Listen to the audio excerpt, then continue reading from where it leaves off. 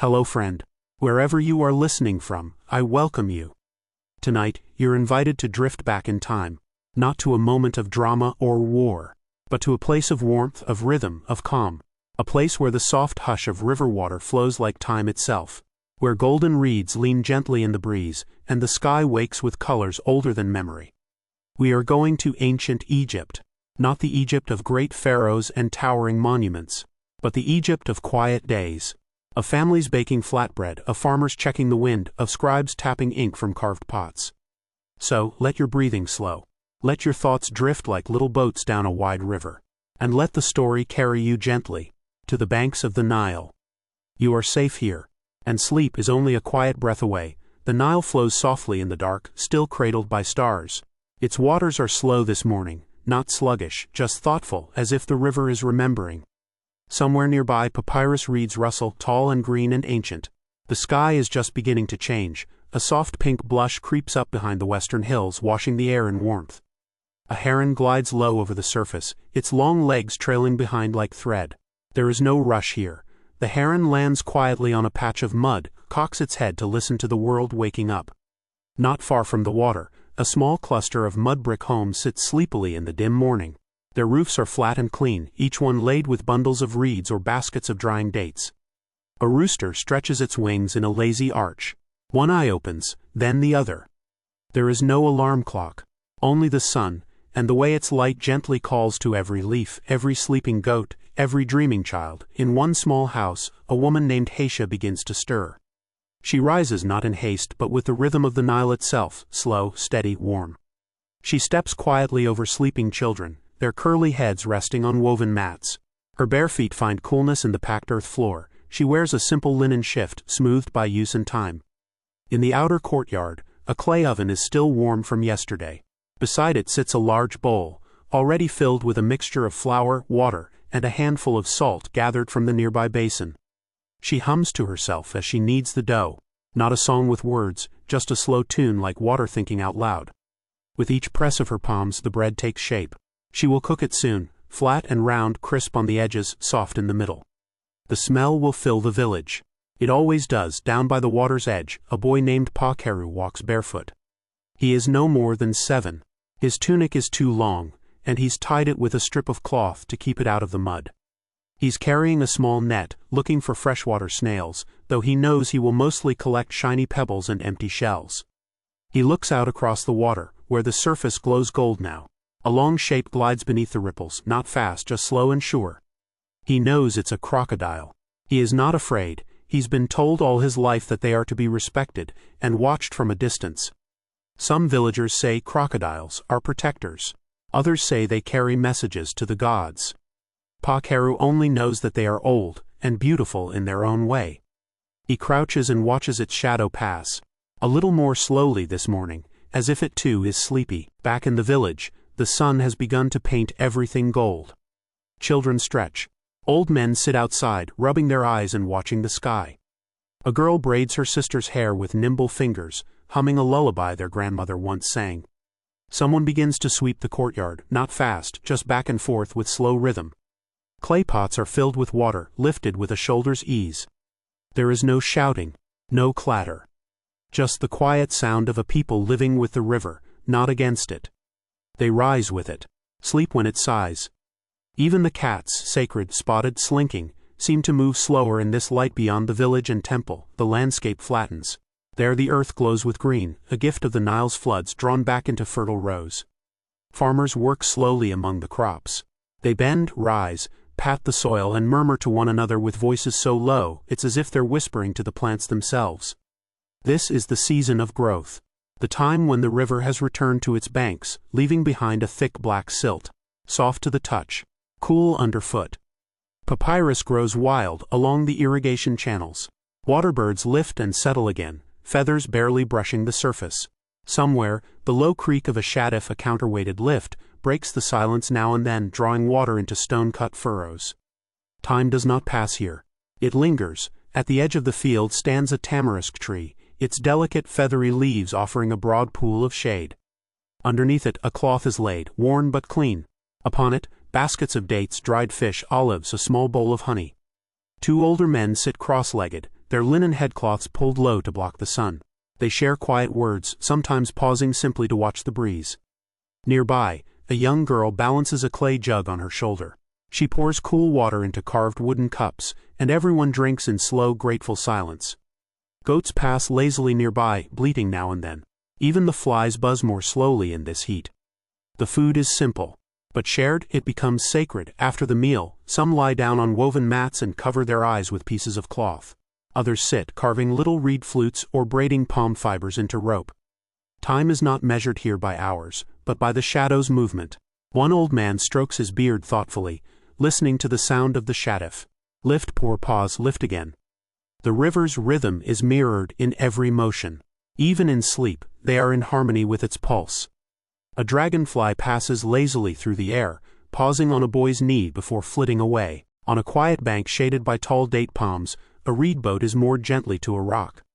Its hull is simple, bound together with cords of papyrus, smoothed with resin and river mud. It was not made for speed, only for floating, for following the slow breath of the Nile. A man named Hoy steps into the boat. He is middle-aged, his eyes thoughtful, his movements careful. He does not bring much: a water jar, a rolled cloth, a small offering for the river gods. He pushes off with a pole, and the current begins to carry him.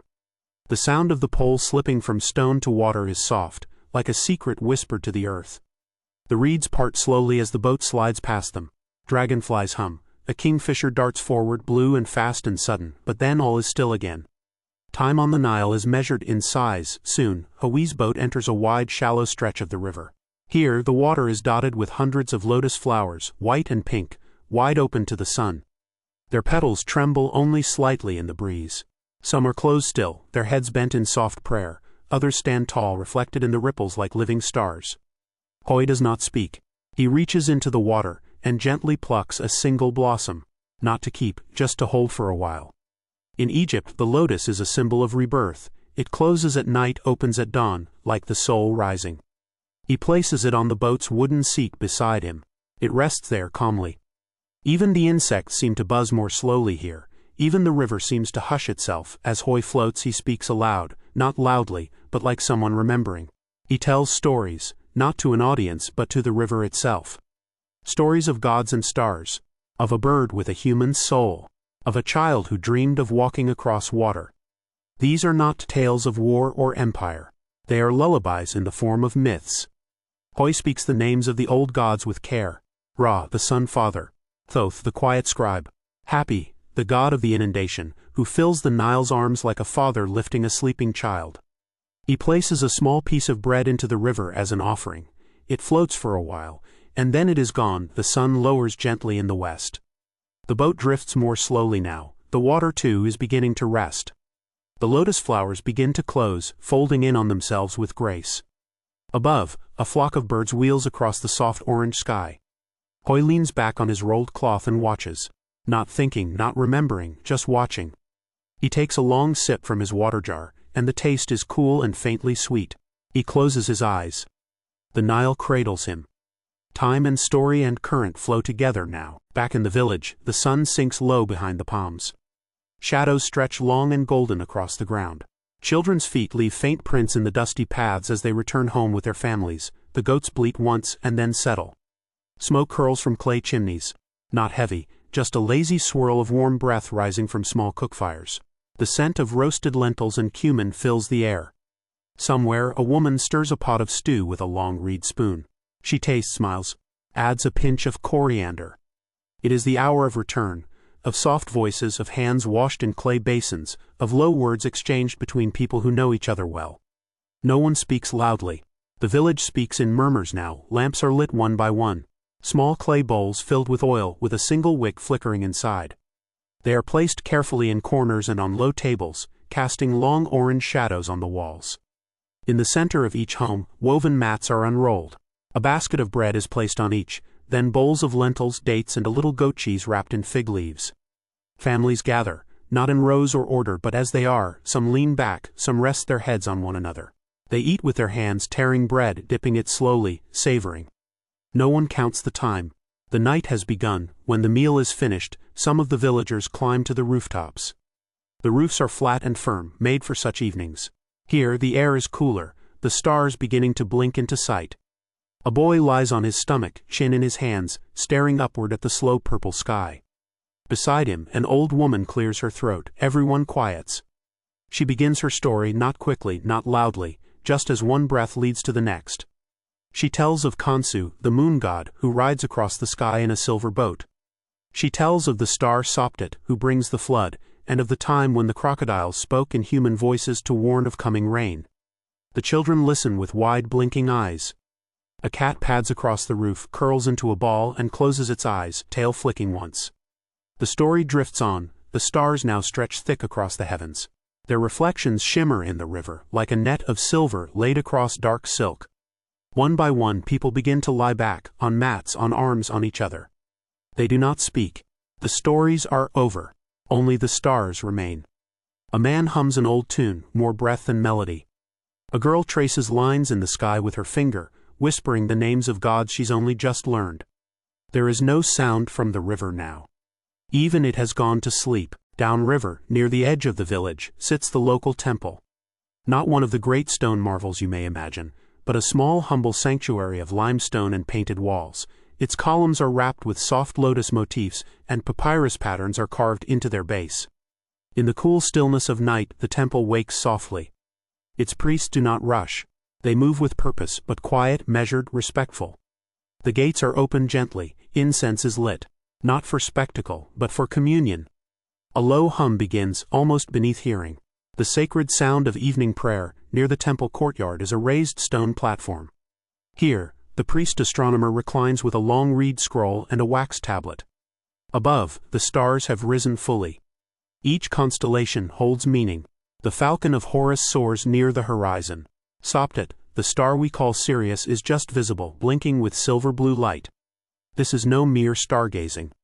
Each star is a timekeeper. Each movement a message. The flood will come when Soptit rises with the sun. And so the priest makes his marks gently, calmly, without haste. Inside the heart of the temple only a single lamp glows. A priest in white linen enters alone. He carries a plate of figs, a small cup of beer, and a loaf of honeyed bread. He kneels, lays the offerings gently before the small shrine, the golden figure of Amen-Ra glinting faintly in the firelight. He does not speak loudly. He does not beg. He whispers. A prayer not for wealth or conquest, but for harmony, for balance between the river and the sun, for health in the village, for peace in the sleep of those who rest nearby. Back in the village, sleep has come. But above, the sky continues to move. The Milky Way, called the celestial Nile, winds across the heavens. The gods, it is said, travel its invisible waters as they prepare the sun's rebirth. Some believe that as we dream, so do they. In a small house by the river, a boy stirs gently in his sleep. His hand opens slowly, as if catching stars in a bowl. His mother covers him with a thin linen sheet, kisses his forehead, and lies beside him. The cat snores softly nearby. And the river keeps flowing. The Nile rests. Its rippling has slowed to a whisper. The moon glides over its surface like a silver heron. Along the water's edge, small boats are tied with braided papyrus rope to bent wooden stakes. Some are simple fishing skiffs, others transport boats returning from nearby villages. One long reed canoe sways slightly, its painted eyes at the bow watching the night like quiet sentinels. The only movement, a water beetle scooting past, making tiny rings on the surface. Even the breeze is asleep. Near the granary, a night watchman tends a small fire. He is not afraid. There is little danger here, only the quiet duty of keeping the storehouse safe and warm. The flames crackle gently, throwing flickers of light on the mud brick wall behind him. He warms his hands and takes a slow sip of date wine from a small clay cup. His eyes blink slowly as he listens to the silence. He has heard it so many times, yet it always feels different. He hums a low wordless tune, half lullaby, half memory. One house still has light. It's the small dwelling of a village scribe. He has stayed up to finish copying a list for the grain harvest. But now his reed pen rests. He leans back against the plaster wall, scrolls neatly tied and stacked beside him. Outside his open window, the stars glow like ink blots in a soft gray sky. He thinks of words not yet written, a poem maybe, about the river's moods, or about his mother's gentle hands. He writes a single line on a scrap. Even the Nile must sleep. And he smiles, folds the papyrus and blows out the lamp. Why now? the entire village rests. Chickens roost quietly in baskets. Goats are curled beneath awnings. Even the cats have stopped prowling. The only sound is the slow, constant breath of the Nile. It moves softly between the banks, touching each side with care, a mother checking on her children. Some say the Nile never sleeps, but perhaps it dreams. Of gods drifting in golden boats, of fields yet to be sown, of lives it has touched and taken and returned. And you? You too are drifting, along the slow, ancient current, carried by silence, rocked by moonlight. Soon the first birds will stir. But not yet. Now is still. The stars begin to fade one by one.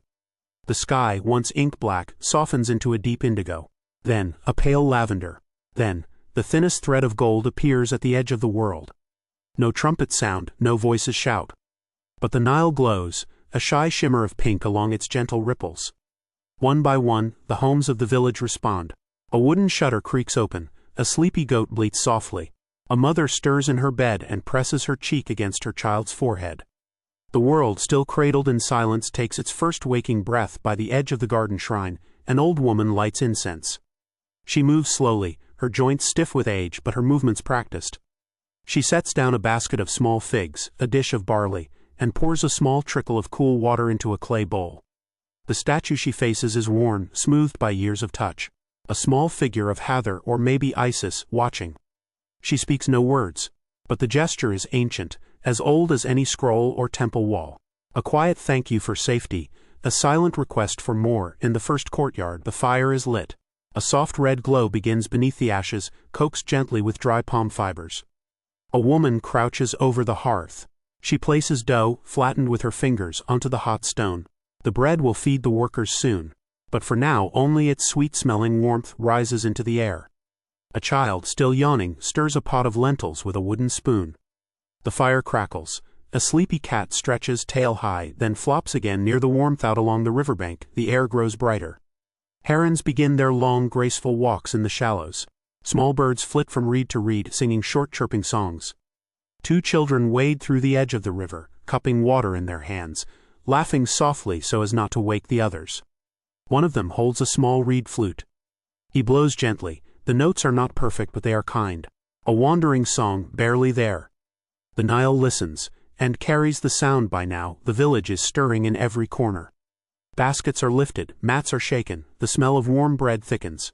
A young boy walks with a water jar, balanced carefully on his head. Two men pass quietly with baskets of dates.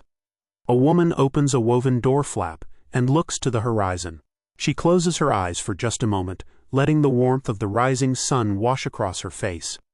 She sighs, not tiredly but peacefully. It is morning, and everything is as it should be, and so the Nile begins its work once more. A boat glides away from the bank. Smoke rises from every hearth. Children chase one another through patches of morning sun. The river, ancient and tireless, carries its blessings through the valley. It watches without judgment. It gives without needing thanks. You, dear listener, are still resting. You've seen the day from its dream to its dawn. You've followed the footsteps of lives long vanished, and yet still alive, in these sounds, these images, this river of time. If your eyes are still open, let them close. If your breath is quick, let it slow. The Nile flows onward, quietly, always. You may sleep now, or just float. Either way, the ancient world holds you gently in its current as the morning stretches on. The soft warmth of the sun kisses the tops of barley stalks. The Nile, having gifted its flood months ago, left behind rich, black silt. Now the earth is generous. Golden barley sways gently in the breeze. Green emmer wheat grows in neat rows.